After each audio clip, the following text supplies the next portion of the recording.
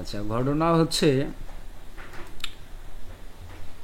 মানে কোর্স করাই, আমি কোর্স করাই নাকি ফ্রিতে কাজ শেখাই, অটোমেশন দিয়ে শেখাই নাকি ম্যানুয়ালি আমি কাজ শেখাই, সেটা তো সম্পূর্ণ আমার ব্যক্তিগত ব্যাপার। আমি খারাপ শেখাই না ভালো শেখাই, এটা যারা শেখে তারাই আসলে এটার মন্তব্য করতে পারবে।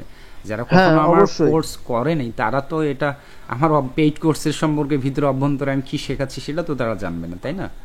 তো না, আমি কখনো না। তাহলে যারা কখনো আমার কোর্স করেনি তাদের এই ধরনের আমার কোর্স সম্পর্কে এই ধরনের আউটফল মন্তব্য আমি শোনার কে, বা তাদেরকে কৈফিয়ত দেওয়ার আমি কে, তাই না? সেটাই তো আমি বুঝলাম না, ও কেন অটোমেশনটা অফ তো করে দিতে যাই বলতেছে। হোক জ্যোতিষবাবু, আমি একটু স্ক্রিন শেয়ার দিয়ে আমি দেখাই যে আসলে আমি এই যে লিঙ্কটা এখন তোমাদেরকে যেমন দিলাম, আসলে আমি ওই একটা গ্রুপ থেকে এক ভাই এই কাজটা করছে, ফল্ট কাজটা, যে কিনা আলাদা একটা মিটিংয়ে আমাকে ডাকতেছে, বলে সৎসাহস থাকলে আসে না। আমি ওখানে কেন যাবো ভাই, তোমার কোনো আপত্তি থাকলে এই গ্রুপে আসো, রাইট?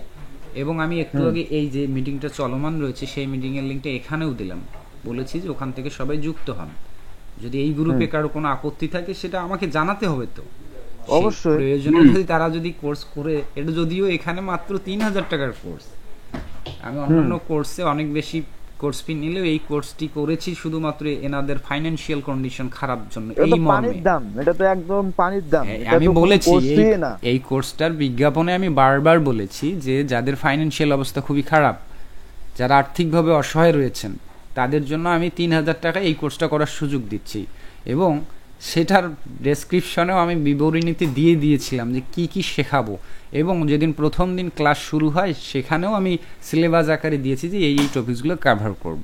যদি কারো আপত্তি থাকতো তো প্রথম দিনই বলতে পারতো যে না ভাই, আমি 3,000 টাকা দিয়ে এই জিনিস কটাও শিখবো না, আমি মনে হবে লস, হ্যাঁ, রাইট? অবশ্যই। সেটা বলতে পারে। অথবা যাক, পুরো কোর্স শেখার পরেও সে তার অভিযোগ থাকলে গ্রুপেই জানাতে পারবে যে না, আমি যা কিছু শিখলাম এগুলো অনুসরণ করছি, গাইডলাইন ফলো করছি, বাট কাজ করতে পারিনি।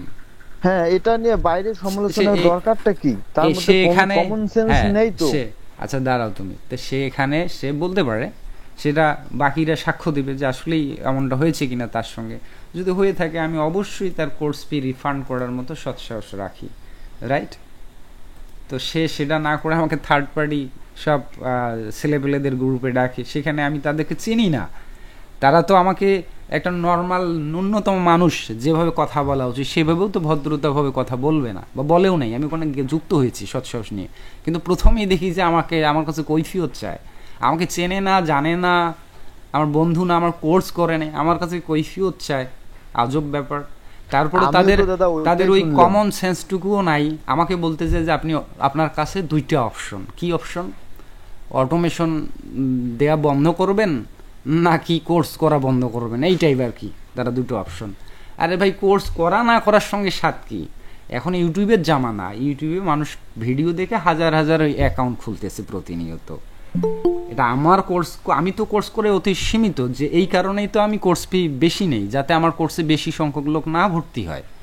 আমি তো এটা ফিল্টার করার জন্যই আমি কোর্স ফি, আমি ন্যায্য পারিশ্রমিক আমার যা হয় আমি তাই চার্জ করি, যাতে 200 টাকায় কোর্স করে হাজার হাজার স্টুডেন্ট আমি শেখাতে পারবো না, রাইট? হ্যাঁ। তাই না? এই কারণে আমার কোর্স তো কম, তো আমার প্রত্যেকটা ব্যাচ থেকে সর্বোচ্চ 20, 30, 40, 50 হাইস্ট অ্যাকাউন্ট খুলবে। কিন্তু ইউটিউব থেকে তো প্রতিদিন হাজার হাজার মানুষ অ্যাকাউন্ট খুলতেছে। খুলতেছে, হ্যাঁ। তো সেটা কিভাবে আপনি রোধ করবেন? ধরলাম আমি সামগ্রিক সমষ্টিগত মঙ্গলের সুবিধার্থে আমি কোর্স করা বন্ধ করলাম, তো বাকিরা কি বন্ধ থাকবে অ্যাকাউন্ট খোলা? আর অটোমেশন আমাকে বন্ধ করলো, এ তো মানে কি বলবো, এ তো এখনো শিশু বাচ্চা। আসলে যেখানে দাদা যেখানে ওটা জেমিনি, যেখানে চ্যাট জিপিটি, যেখানে গুগলের এত পাওয়ারফুল স্টুডিও, এআই স্টুডিও, যেখানে একটা বাচ্চা মানুষও তার কাছে যদি বলে আমাকে অমুক অটোমেশন দাও, তমুক অটোমেশন দাও, তাও তো দিয়ে দেয়। তা আমি এখানে হ্যাঁ। বন্ধ করার কি? আজব না?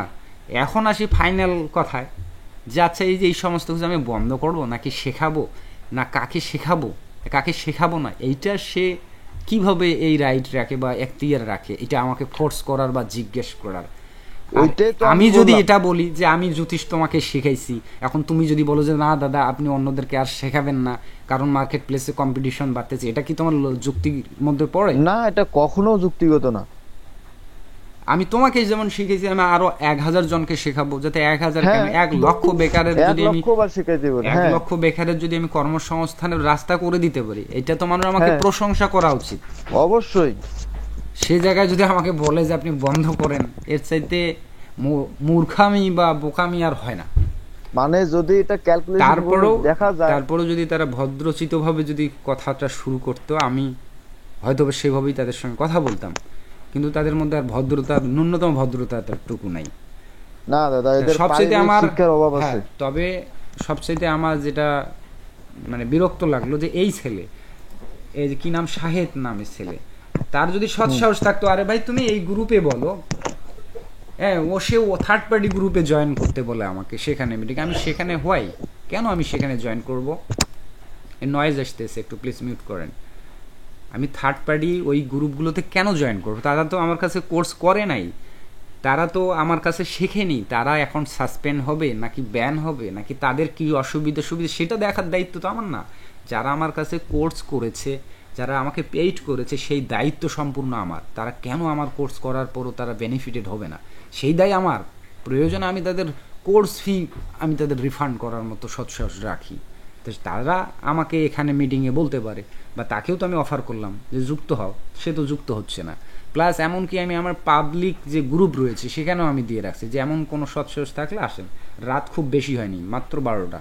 এবং এমনকি আমার ইউটিউব চ্যানেলের আমি পাবলিক পোস্টেও আমি দিয়েছি, যদি কারোর সৎসাহস থাকে এসে আমাকে সে যথাযথ কারণ দেখাক যে সে আমার গাইডলাইন অনুসরণ করেছে, কাজ করেছে, পরিশ্রম করেছে, ইনকাম করতে পারেনি, এমন যদি প্রুফ দেখায় যে আমার গাইডলাইনে বরং সে ক্ষতিগ্রস্ত হয়েছে, তাহলে অবশ্যই আমি রিফান্ড করার মানসিকতা রাখি বা রিফান্ড করব, তাই না? কিন্তু যারা কখনো আমার কোর্সে করে নাই, যারা আমার গাইডলাইনে অনুসরণ করেনি, তাদের সঙ্গে কথা বলার মতো সময় দেওয়ার মতো এত সময় আমি পাইলাম কোথায় যে তাদেরকে আমি সময় দেবো এবং তাদের সঙ্গে অযথা আমি ঝগড়া করব?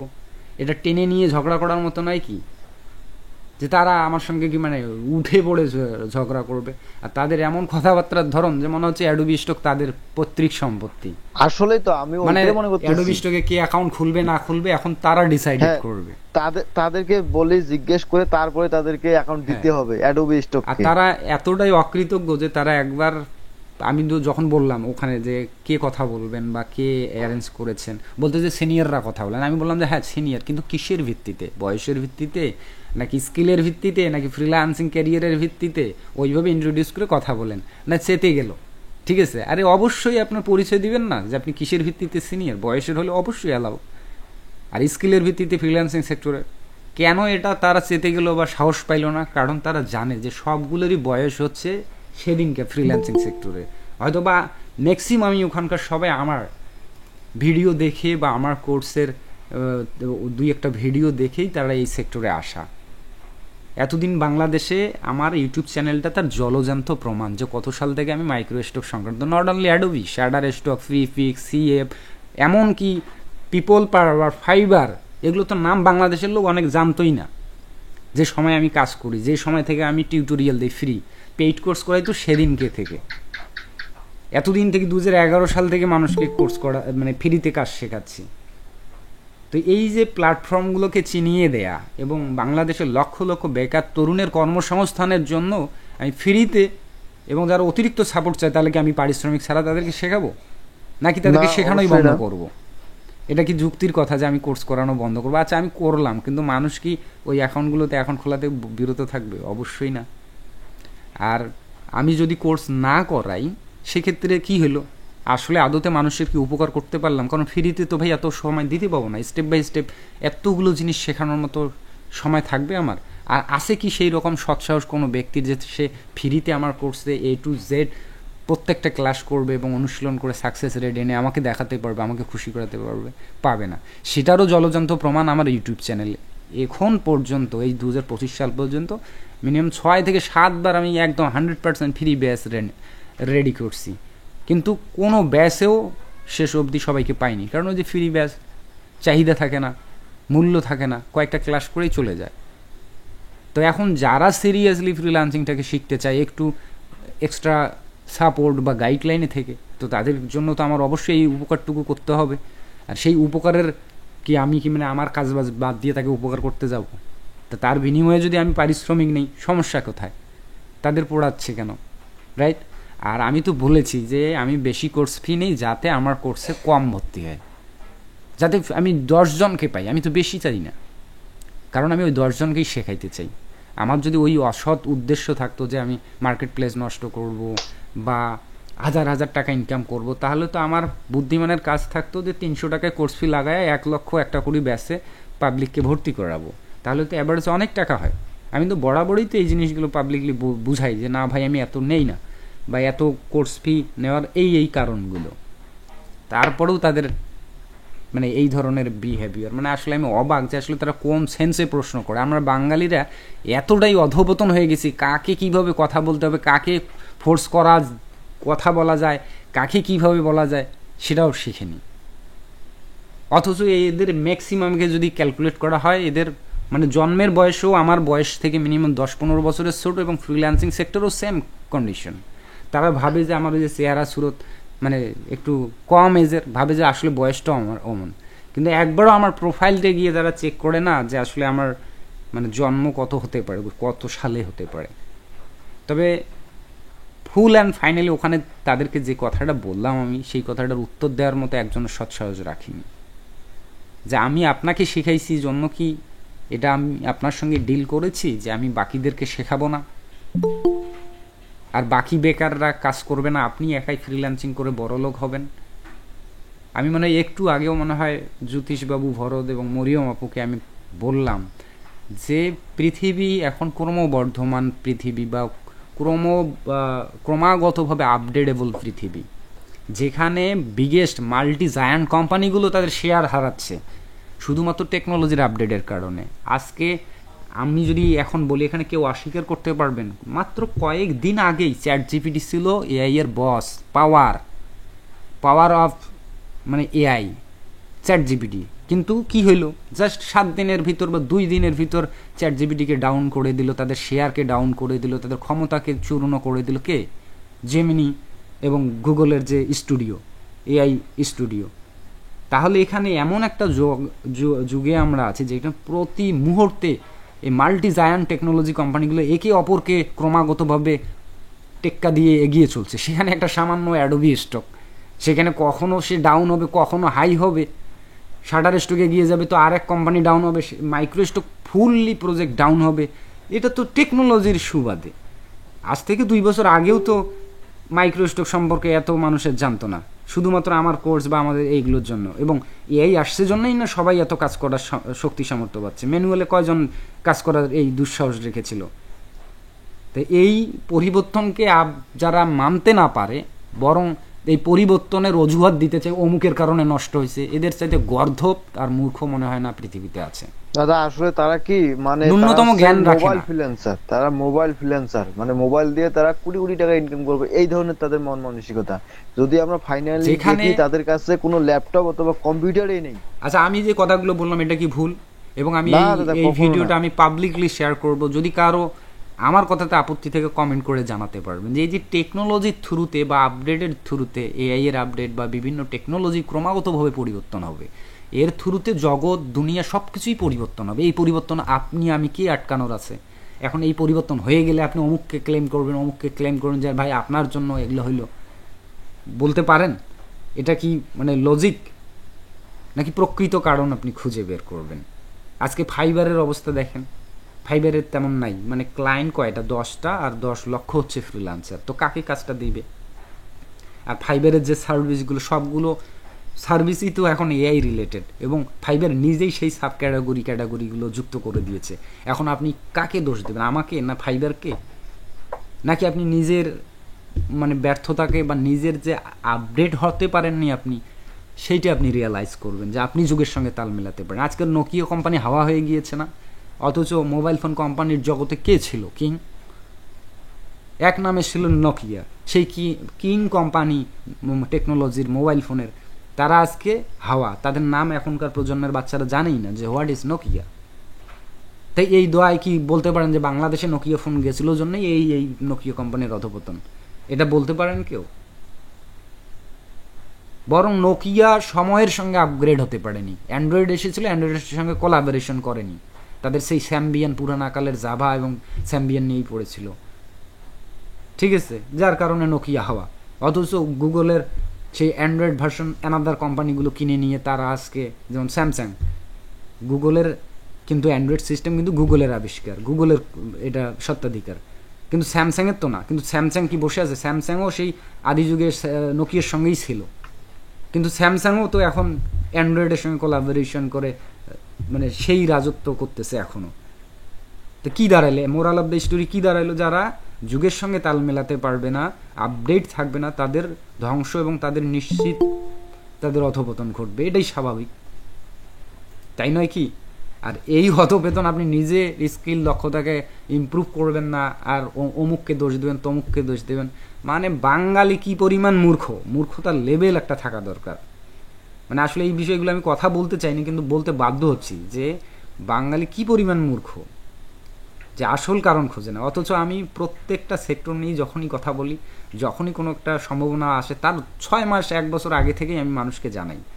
আজকে যে তারা চেতিছে কেন, তারা এইগুলো নিয়ে সমালোচনা করতেছে, কারণ ওই তাদের ফাইল রিজেক্ট করতেছে। আরে ভাই, রিজেক্ট তো করবেই, তুমি লো কোয়ালিটি ফাইল, এতদিন চুরি করা ফাইল দিয়ে আসছো মার্কেটে, এতদিন কিছু বলেনি দেখে তোমাকে সারা জীবন এই চুরি করার অনুমতি দেবে, এখন চুরি করতে দিচ্ছে না দেখে তুমি আন্দোলন করবা না, কেন আমাদেরকে চুরি করা ফাইল রিজেক্ট করলেন, অ্যাপ্রুভ করতেই হবে, না মানি না, না এটা যে কানাইলালের দোষ, উনি কেন এগুলো শেখাইলো না। আরে শেখাবো তো, আপনি আসেন, পেইড কোর্সে আসেন, এবং যারা পেইড কোর্সে আছেন তারা ভালো করে জানেন, তারা ক্লেম করুক যে আমি তাদেরকে কোয়ালিটি ইমপ্রুভ কীভাবে করতে হয় এটা শেখাইনি, বরং এত বেশি অল্টারনেটিভ এবং অ্যাডভান্স লেভেলের পদ্ধতি দিচ্ছি যে যেটা অনেকে ভয়ে ওইগুলো চর্চাই করে না। আমি বারবার কতভাবে বলেছি যে আমাদের সিমিলার কন্টেন্টে যাওয়া যাবে না, এবং সিমিলার কন্টেন্ট যাতে না হয় সেগুলোর জন্য আমরা কতভাবে প্রম্পট রেডি করা থেকে শুরু করে কাস্টমাইজ কত কিছু শিখিয়েছি। তার উপর ভ্যালু, তারা তো সংজ্ঞাই জানে না। আমি আমার ম্যাক্সিমাম কোর্সে মনে হয় বলে থাকি, আপনাদের সবার মনে থাকার কথা যে কি বলেছি, কোয়ান্টিটি, কোয়ালিটি, ভ্যালু, এগুলো বলেছি। এগুলো সংজ্ঞা তারা দিতে পারবে? বা কোনো ইউটিউবারের কাছ থেকে বা কোনো একটা মেন্টরের কাছ থেকে এই 3টে সংজ্ঞার ব্যাখ্যা নিয়ে আসুক, যে what is quality, quantity and value, মাইক্রোস্টকের যে মূল সূত্র, এই 3টার ব্যাখ্যা নিয়ে আসুক, বা জানে কি না? তো জানে না বিধেই তারা আজকে হাউকাউ দেখতেছে অন্ধকার। এতদিন চুরি করে আসছে, এতদিন লো কোয়ালিটি ফাইল তাইরে নেড়ে ফাইল দিয়ে পার পেয়ে গেছে, এখন যখন ধরতেছে এখন তারা ওইটা চাচ্ছে যে কেন এখনও আমরা এটা করতে চাই, কেন আমাদের অ্যালাউ করবে না।